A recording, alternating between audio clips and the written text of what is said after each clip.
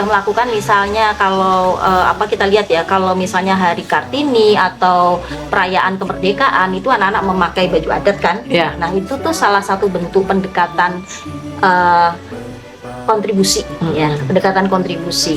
Nah, jadi bisa masuk ke pembelajaran, makanya dikatakan pendekatan transformasi karena masuk ke semua mata kemampuan dasar ya. Anak-anak, ada bisa. berapa segitiga di dalam gambar ini? Ada berapa bujur sangkar? Nah, bisa gunakan gambar seperti ini ya. Ibu-ibu menarik sekali ya. Majulah, majulah, Ikatan Dokter PAUD Indonesia. Bersatulah Ikatan Dokter PAUD Indonesia. Indonesia jaya selamanya.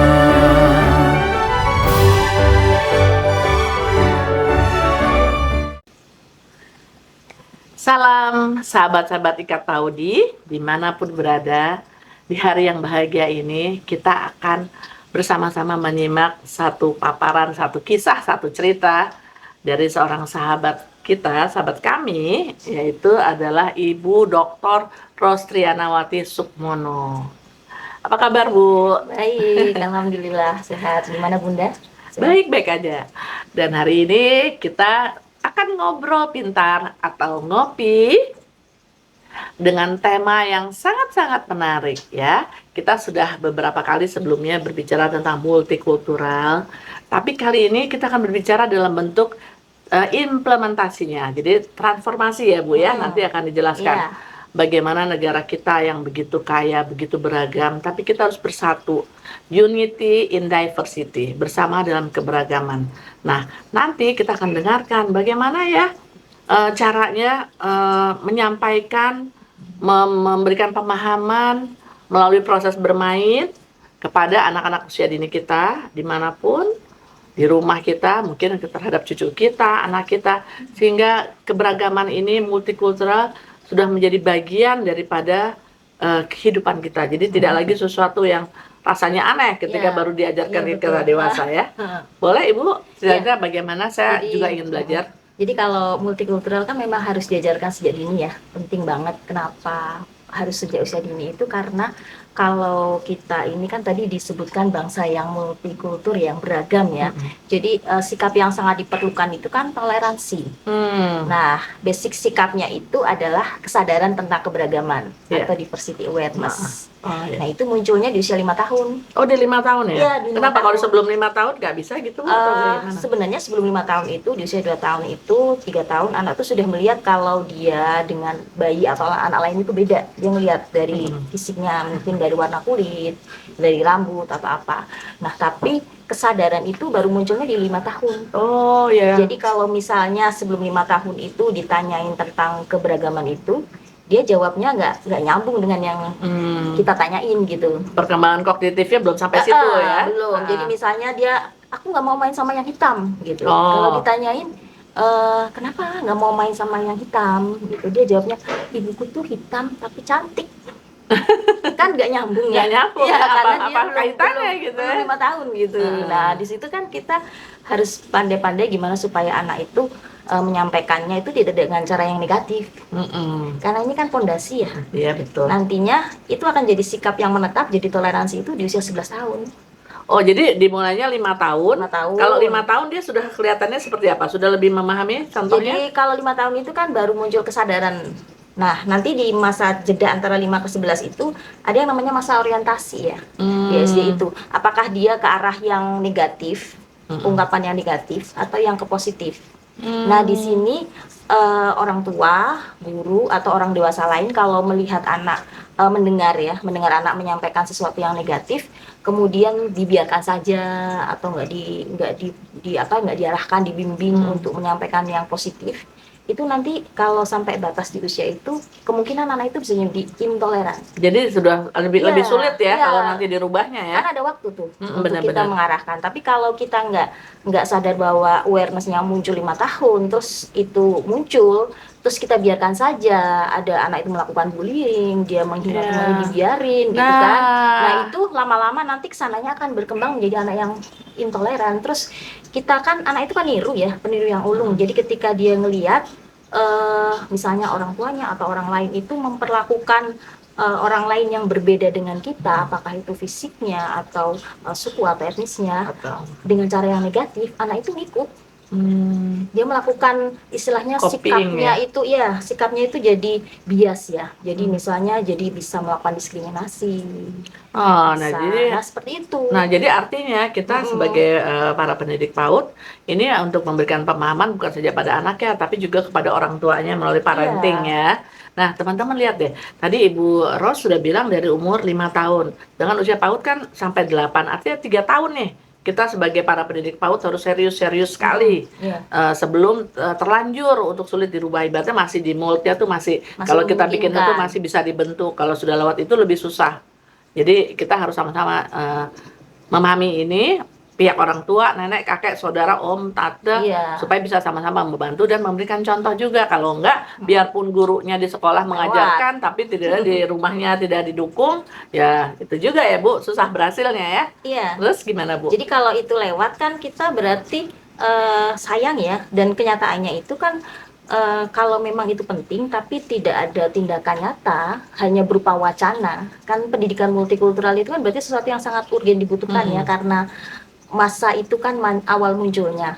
Nah, kalau kita tidak melakukan implementasi yang nyata di Jadi pembelajaran, wacana tuh maksudnya hanya omongan wacana, aja. hanya omongan aja Teori, gitu. kamu nggak boleh begini, kamu nggak boleh gitu, begini. tapi nggak ada Tapi nggak praktek. diterapkan di keseharian atau tidak diterapkan dalam pembelajaran, itu ya akhirnya cuma lewat aja.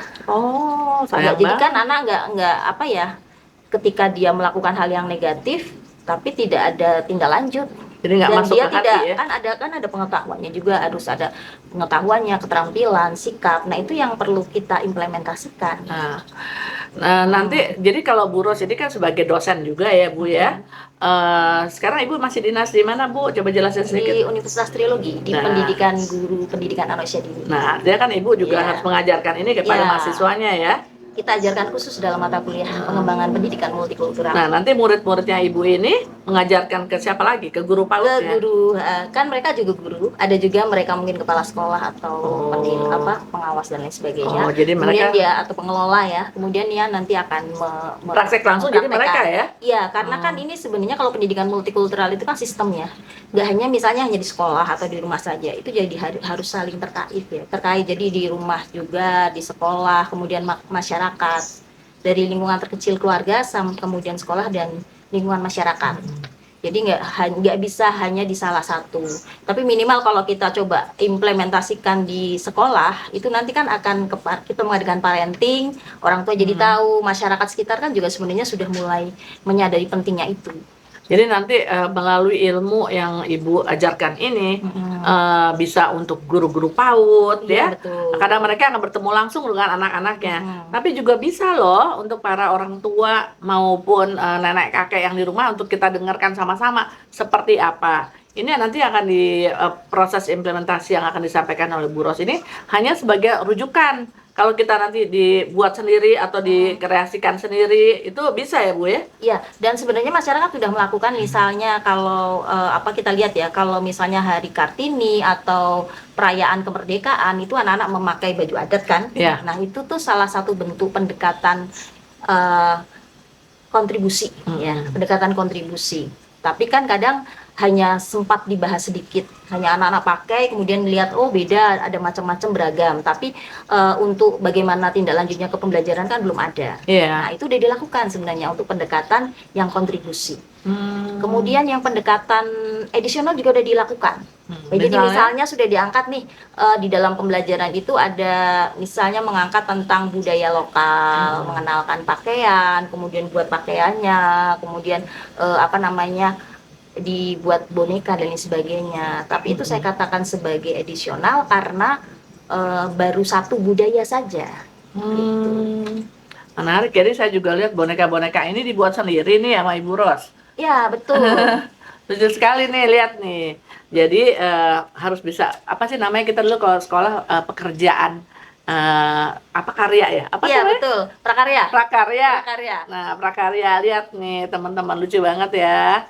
ini bikin sendiri ini, dan ini dari bahan apa Bu? Kain flanel. Kain flanel. Cuma ini nggak rapi ya, pakai lem karena saya buatnya waktu itu biar dalam sehari itu bisa jadi 4. Oh. Kalau dijahit kan paling nggak bisa sehari 1 gitu. Jadi ini nanti dibuat sama guru-guru sendiri juga bisa. Bisa. Oma, opa, nenek, kakek juga bisa bikin. Saya kenapa ngomong oma, opa terus karena saya juga sudah jadi nenek. Jadi orang tua juga bisa mengerjakan bersama di hari weekend misalnya ya, Sabtu Minggu kalau ada waktu boleh sama anak ya.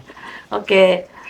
Menarik sekali ya Bu ya, tapi saya nanti ingin dengarkan lebih jauh nih. Apa ini Mbak Ni kok seperti kayak ular tangga atau apa, dan bagaimana bikinnya, dan gimana ya kalau misalnya nanti di rumah orang tua atau nenek kakek ingin membuat seperti ini, apa harus membeli atau bagaimana, nanti jelaskan ya Bu ya, tolong ya.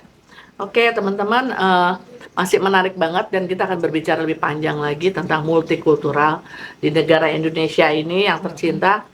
Multikultural itu adalah sesuatu yang bisa menjadi kekuatan yang sangat penting dari suatu negara. Seperti sudah saya pernah katakan, ini adalah melting pot, suatu pot yang besar. Di dalamnya, misalnya kita bikin sup ya, ada wortel, ada kentang, ada ayam, atau daging, bakso, sosis, dan lain-lain. Bisa menjadi enak sekali. Tapi kalau misalnya bumbunya nggak benar, jadi rasanya juga membingungkan. Nah, itulah multikultural di Indonesia. Dan gimana ini bisa jadi kekuatan, jangan malah menjadi satu perpecahan.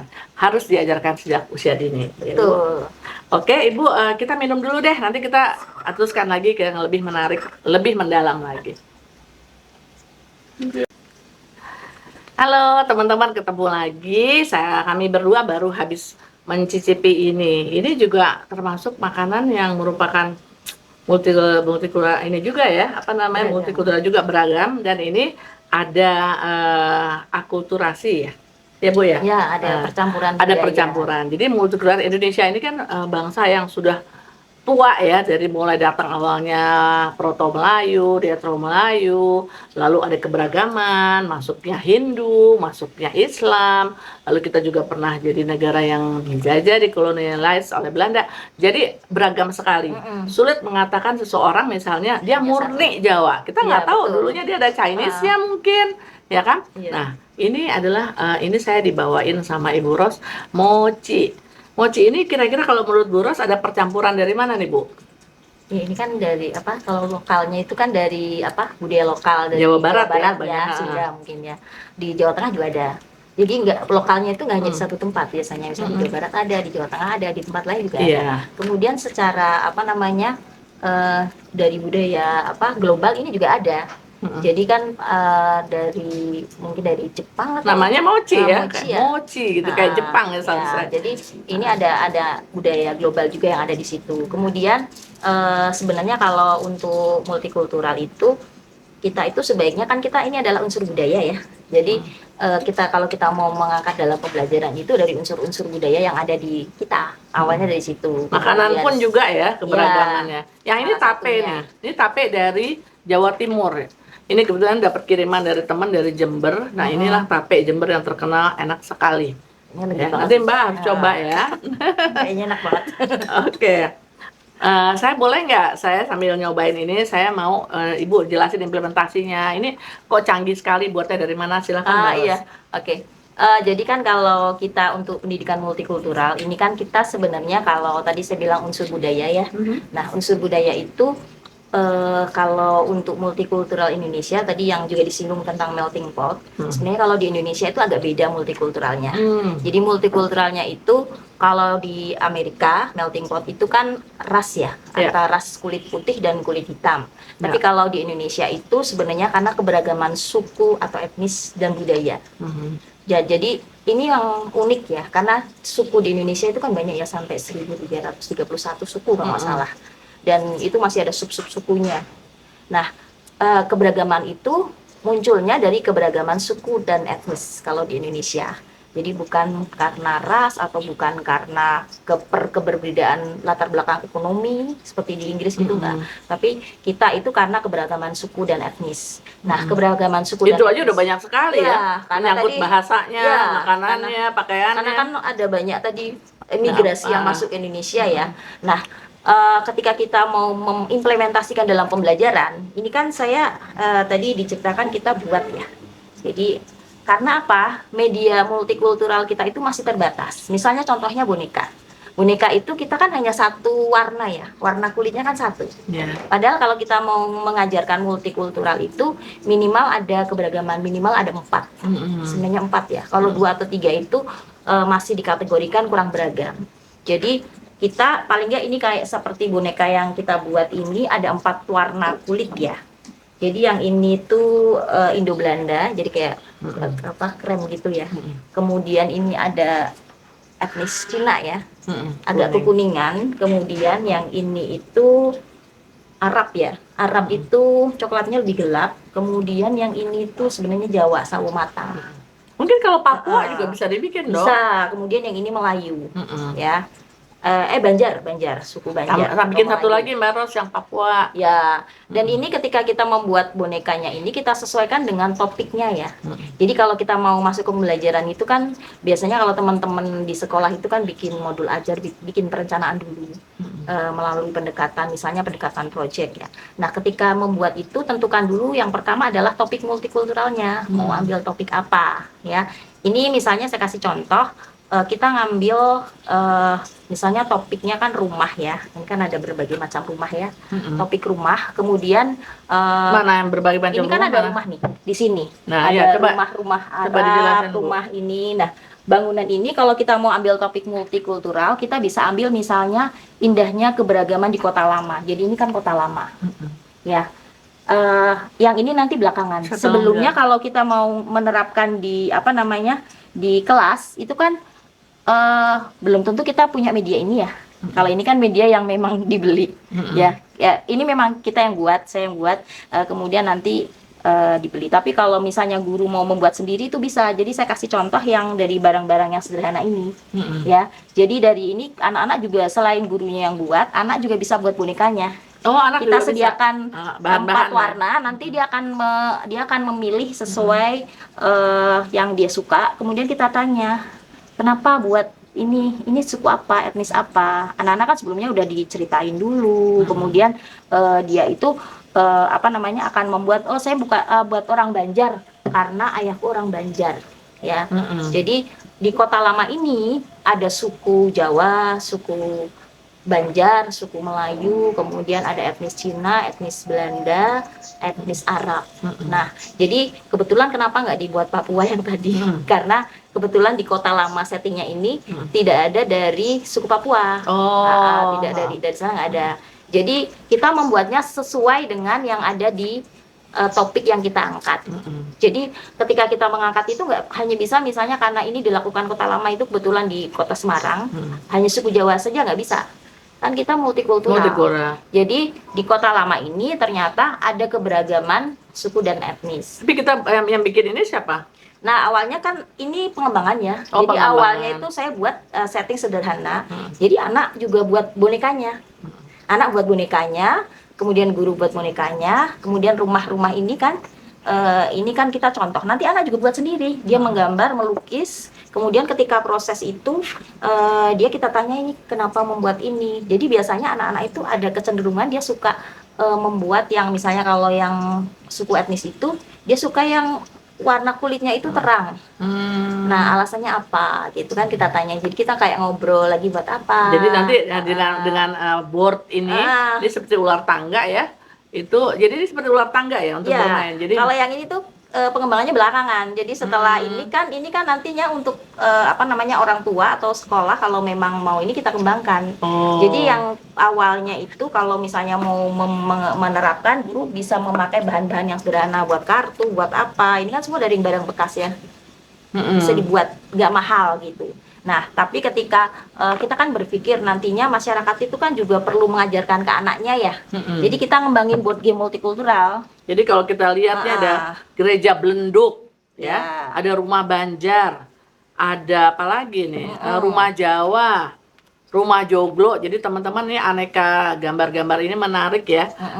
Nanti saya perlu nih, nanti mungkin kalau nanti di akhir episode ini, Ibu bisa menyampaikan ada teman-teman yang ingin bertanya apakah ada email atau apa ya Bu, Boleh, supaya bisa silahkan, nanti iya. aja pas di akhir acara. Iya. Tapi kalau saya boleh usulkan, Ibu minta tolong untuk nanti ada pengembangan lagi atau pembuatan yang baru, mohon dengan sangat dimasukkan ya yang untuk dari suku Papua. Jadi lebih beragamnya komplit, jadi Oke, semuanya nanti ada kalau di sini. kita ambil setting yang itu kan misalnya dari wilayah timur, itu kita bisa ngambil kan. Iya. Kalau misalnya kota Oh, tuanya, jadi ini ada seri-serinya. kota tuanya misalnya kota tuanya itu ada di daerah Makassar ya. Di Makassar itu kan kantong etniknya. Iya. Jadi multikultural itu bisa di wilayah kota, bisa di perbatasan, bisa di pulau terpencil. Nah, ketika di wilayah kota, Jadi itu gerbang Indonesia bagian timur salah ya. satu kantong sukunya itu adalah adanya kampung-kampung itu. Nah, di Kota Lama Semarang itu kampungnya Memang tidak ada. tidak ya? ada. Nah, Oh. kalau misalnya nanti kota tua di Makassar, itu kan ada kampung Bugis, Iya. ini ya. Kemudian ada kampung misalnya Manado, Ambon, Manado. Nah, itu bisa Papua. diangkat. Nah, itu Oke. perwakilan dari kantong etnik yang ada di situ. Iya. Dan ketika kita mengangkat untuk anak, harus kita sesuaikan dengan anak kita di kelas. Karena apa? Anak itu, jadi semua anak itu baik itu suku etnis minoritas ataupun mayoritas, semua merasa dihargai, diakui diperhatikan. keberadaannya. Iya. Wah, menarik sekali. Nanti saya pasti ingin tahu lebih jauh lagi. Jadi ini permainannya sederhana ya, Bu ya. Iya, Bu Nadia? sederhana sekali. Nanti tolong jelaskan sedikit seperti apa. Lalu juga ini ada satu lagi yang kita kepingin tahu juga. Ini ada kaitannya nggak sama ini? Ya, itu kan kotaknya. Itu boxnya dengan boxnya ini ya. ini. Mungkin nanti Iya. ada yang lain Ibu mau sampaikan. Ini tadi menarik juga ya. Di sini ada tulisan kantor pos Semarang. Nah, gambarnya itu gambar kantor pos depannya. Nah, di sini karena di kota tua Semarang, kota lama ya. Ya. Jadi ada tulisannya ya. Ini menarik banget. Jadi ini PR juga nih buat guru-guru, oma opa untuk bikin seperti ini, menarik banget. Bisa menjadi suatu pekerjaan yang mempererat antara orang tua dan anaknya. Nah, setelah ini kan mereka main microplay, bermain peran mikro di sini. Nanti jelasin lagi Oh, iya. di episode berikutnya, di tahap berikutnya. Oke, terima kasih teman-teman. Kita nanti lanjut lagi, kita minum kopi dulu ya. Terima kasih. Kita lanjut lagi ngobrolnya di acara Ngopi, Ngobrol Pintar. Semakin lama semakin seru. Kembali lagi kepada Ibu Ros Trianawati Sukmono. Ayo, pengen tahu lebih jauh lagi bagaimana sih memainkan alat-alat ini dan hal-hal tadi Ibu mengatakan micro apa Bu? Microplay. Microplay. Bermain peran mikro. Coba Ibu boleh jelasin nggak kira-kira? Nah, ini kalau misalnya nanti guru ada boneka sukunya, ada boneka etnisnya, kemudian anak-anak kan buat ya. Anak-anak buat sendiri, kemudian rumah-rumahnya juga. Kemudian kita buat jalan, itu bisa kita tata. Kalau ini kan udah jadi kita tata, jadi ada jalannya, ada rumahnya. Kemudian anak bermain microplay di situ, ya. Dia akan memilih dia mau memakai milih suku etnis yang mana. Kemudian mereka akan saling main kayak anak main itu loh. Jadi berkunjung, kemudian bercakap-cakap. Nah di situ akan muncullah ungkapan-ungkapan anak. Jadi kalau kita menyajikan keberagaman, pasti akan muncul sikap anak tentang keberagaman itu. Tapi kalau itu nggak ada tuh nggak akan muncul. Jadi misalnya aku tuh pengen ya kalau aku nanti makan sayur yang banyak, biar kulitku bisa putih kayak orang Belanda gitu. Jadi karena dia masih berpikir bahwa warna kulit itu tuh bisa berubah. Bisa berubah. Kalau masih sekitar 5 tahun itu masih berpikir bahwa itu bisa berubah. Terus bagaimana tuh sebagai guru menjelaskan bahwa itu adalah udah bawaan dari lahir? Jadi kan kita memberikan keyakinan pada anak bahwa Allah itu sudah memberi kita warna kulit yang bagus. Jadi misalnya bisa dengan lagu, bisa dengan ini. Kalau aku bangga jadi suku ini, jadi warna kulitnya itu cantik gitu. Jadi bisa dengan lagu, bisa dengan cerita, dengan bermain. Nanti mereka juga akan berinteraksi dalam permainan microplay. Nah kemudian kalau kan di pasaran ya, di pasaran itu media multikultural itu masih sangat terbatas. Saya sendiri merasakan ketika kita mau menggunakan ini nggak ada. Nah ketika nggak ada kan kita harus membuat. Kalaupun nggak membuat, kita bisa memodifikasi yang sudah ada. Memodifikasi yang sudah ada, kemudian kita kembangkan. Kemudian kalau misalnya kita lengkapi kartu-kartu seperti ini sebenarnya untuk keaksaraan ya. Jadi untuk aksara, untuk proses apa? keaksaraan untuk anak. Dan ini kalau yang ini untuk matematika Linguistik loh, Bu. ya, untuk bahasa juga. Untuk ya? matematika. Oh, matematika. Jadi melihat Jadi perbedaan. ada tersangkut dengan kecerdasan jamak juga Jadi ya. juga dengan, jadi misalnya kalau tadi kan seni ya membuat ini ya, tapi ketika ini kan dengan matematika. Jadi ketika melihat Kecerdasan perbedaan mate- budaya, ini kecerdasan kan rumah ini kan matematis, perbedaan linguistik. budaya ya. Iya. Ini bisa dengan bentuk-bentuk geometri. Oh iya, itu bentuknya beda. Ini Ukuran, coba teman-teman gitu. lihat ini. Coba Misalnya ditunjukkan, sama-sama rumah ditunjukkan ke kamera. sama-sama rumah joglo, rumah Jawa. Ini bentuknya beda, ada atapnya. Rumah Nah, joglo dan satunya rumah Jawa. Tapi itu lihat deh teman-teman, itu atapnya beda ya. ketika berbeda, ketika dia ditanya, ini misalnya lagi ada rumah Banjar, ya kan? Ini juga berbeda, ya. Sama tapi ada perbedaan. Jadi mereka melihat persamaan dan perbedaan. Nah, mereka ini kan dalam kegiatan matematika. Jadi dia akan mengkomunikasikan perbedaannya. Ada Kalau berapa ini perseginya segitiga? ada 5 misalnya. Itu ada Ke atas segitiga, ada segitiga, bujur ada sangkar, 5. Nah, persegi panjang. betul. Nah, Jadi bisa masuk ke Matematik. pembelajaran. Makanya dikatakan pendekatan transformasi karena masuk ke semua mata Pinjam kemampuan dasar ya. anak-anak, Matematika ada bisa. berapa segitiga di dalam gambar ini? Ada berapa bujur sangkar? Nah, bisa gunakan gambar seperti ini, ya, ibu-ibu, menarik sekali ya. Terus kalau ini apa nih? Kalau yang ini board game multikultural yang kita kembangkan ya. Jadi ini sebenarnya bukan ular tangga. Apa Tapi itu? memang kayaknya mirip ya, karena nggak ada ularnya, nggak ada tangganya. Oh. Tapi memang model board game yang ada melewati jalan gitu. Jadi Nah, ada hitungan-hitungannya juga nggak? Pakai ada juga. Jadi pakai ini, dadu bentuk juga? geometri ini. Pakai Kita dadu nggak pakai nggak? dadu. Jadi gimana caranya? Kita pakai kartu. Ya, kita pakai kartu. Ada kartu suku atau etnis. Kemudian ada kartu yang rumah. Ya. Jadi gimana kalau dia untuk naiknya tuh gimana? Kalau untuk yang ini untuk keberagaman suku dan Contoh. etnis ya. Kemudian untuk keberagaman budaya itu dengan rumah ya. Misalnya Kemudian ada gimana? benda budaya. Ini di kartunya itu dikocok Iya. dikocok. Kemudian anak kan dapat giliran masing-masing punya Ya. ini ya, bidak ya. Nah, Iya. bidaknya itu juga mewakili etnis suku yang ada di Kota Lama. Iya. Kemudian anak dikocok, dia ngambil satu nih. Nah, misalnya dia dapat yang etnis Cina. Iya. Berarti dia akan mencari etnis Cina yang ada di sini. Di sini ada 4 kampung ya. Nah, coba gimana misalnya? Kampung Melayu, Kampung Belanda, Kampung Pecinan, dan Kampung Jawa. Iya, terus dia dia akan mencari gimana? nih di mana ya etnis Cina. Oh, ternyata ada di Kampung Pecinan. Nah, terus dia naik ke atas. Nah, kemudian dia akan ngasih pin di sini. Pinnya nggak saya bawa.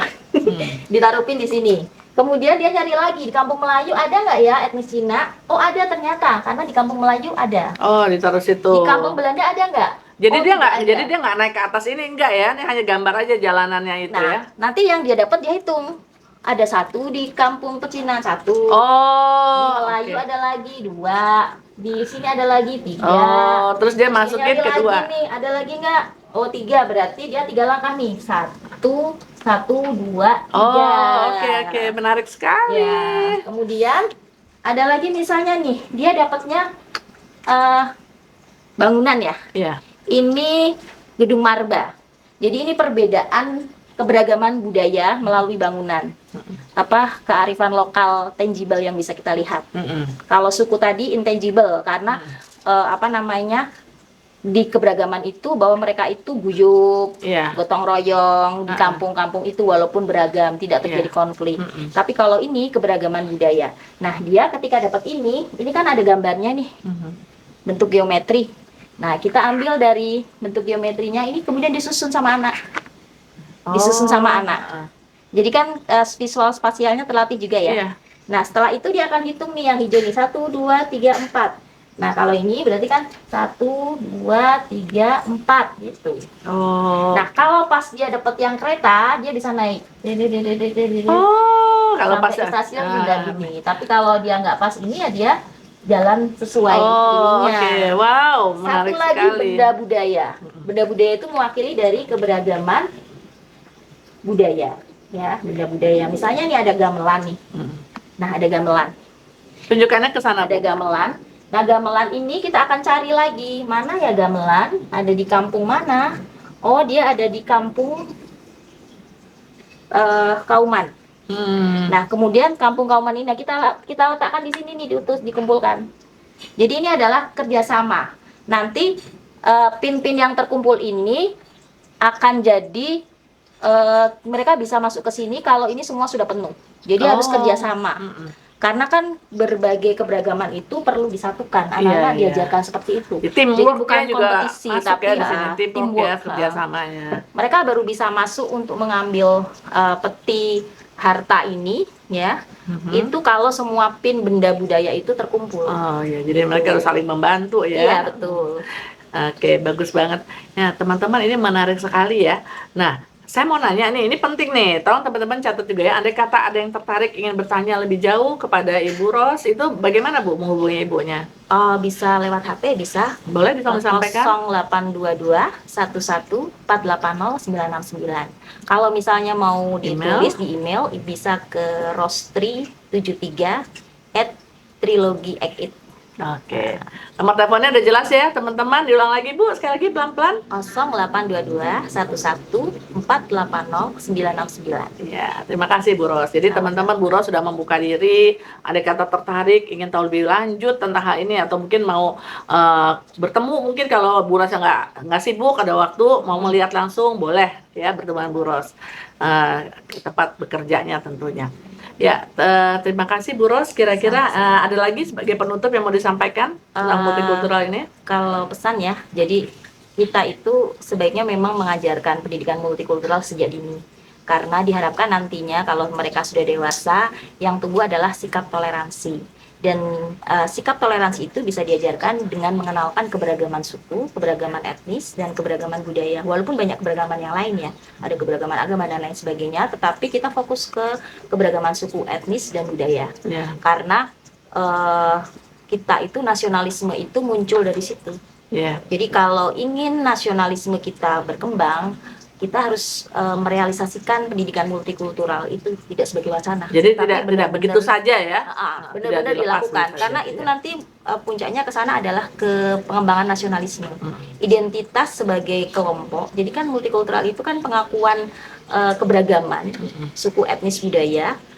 Supaya itu menjadi gaya hidup, supaya itu menjadi identitas, baik identitas individu atau identitas kelompok, bahkan identitas bangsa. Baik. Ya, identitas bangsa kita, dan itu ke nasionalisme. Terima kasih Bu Ros. Jadi ada yang perlu saya garis bawahi adalah kata-kata toleransi. Toleransi terhadap adanya keberagaman, perbedaan. Tidak harus menjadi perpecahan, tapi justru menjadi kekuatan. Nanti level atasnya lagi, kita ingin juga tuh nanti satu waktu mendengar tentang toleransi keberagaman secara global di dunia ini. Jadi bangsa Indonesia adalah salah satu bangsa yang diciptakan oleh Sang Pencipta kita, hidup bersama secara universal dengan bangsa-bangsa lain. Itu akan lebih banyak lagi perbedaannya. Ada bangsa Eropa, Asia, Afrika, dan lain-lainnya. Nanti kita tunggu berikutnya. Mbak Ros, menarik sekali, menyenangkan sekali, dan kita masih tunggu nanti Mbak Ros di kedepannya ada yang mau disampaikan lagi. Dan teman-teman, di akhir daripada episode ini, tonton terus episode Ngobrol Pintar Ikat Paudi berikutnya, tidak kalah menarik ya. Dan kalau suka episode ini, jangan lupa untuk like, komen, dan subscribe. Terima kasih. Dadah.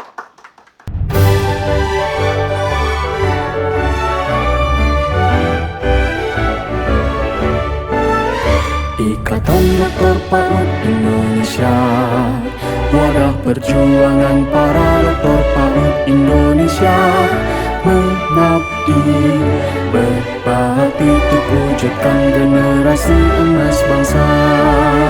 Ikatan Dokter PAUD Indonesia, kuatkan kompetensi sumber daya yang berbineka tunggal ika untuk menjadi generasi unggul dan cerdas.